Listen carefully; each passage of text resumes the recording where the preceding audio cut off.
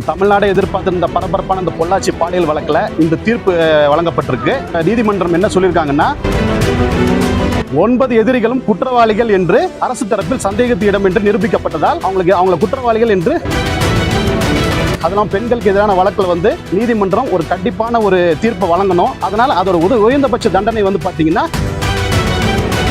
தமிழ்நாடு எதிர்பார்த்திருந்த பரபரப்பான இந்த பொள்ளாச்சி பாலியல் வழக்கில் இந்த தீர்ப்பு வழங்கப்பட்டிருக்கு. தீர்ப்புல முடிவாக நீதிமன்றம் என்ன சொல்லியிருக்காங்கன்னா, 9 எதிரிகளும் குற்றவாளிகள் என்று அரசு தரப்பில் சந்தேகத்து இடம் என்று நிரூபிக்கப்பட்டதால் அவங்கள குற்றவாளிகள் என்று தீர்ப்பு வழங்கப்பட்டுள்ளது. அவங்களிடம் தண்டனை சம்பந்தமான விவரங்கள் கேட்டிருக்காங்க. அவங்க வயது காரணமாகவும் மற்ற அவங்க திருமணமாகாதவர்கள், வயதான பெற்றோர்கள் இருக்கிறார்கள் உடல்நிலை காரணங்களாகவும் சொல்லி லீனியன்சி கேட்டிருக்காங்க. அரசு தரப்பில் கடுமையான வாதங்கள் வைக்கப்பட்டுள்ளது. இது ஒரு அரிதான வழக்கு.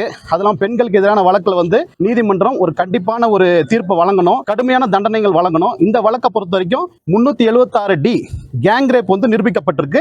அதெல்லாம் 376 2N மீண்டும் மீண்டும் பாலியல் குற்றத்துக்கு உட்படுத்துவது, இந்த 2 முக்கியமான ஒரு மேஜர் அஃபென்ஸ்ல கன்விக்ஷன் பண்ணியிருக்காங்க. அதனால அதோட உயர்ந்தபட்ச தண்டனை பாத்தீங்கன்னா சாகும் வரை ஆயுள் தண்டனை. அதை அரசு தரப்புல தெளிவாக ரொம்ப அழுத்தமாக அந்த உச்சபட்ச தண்டனை வழங்க வேண்டும் என்று நாங்க கோரிக்கை வச்சிருக்கிறோம். நீதிமன்றம் அதை பரிசீலனை பண்ணுவாங்க.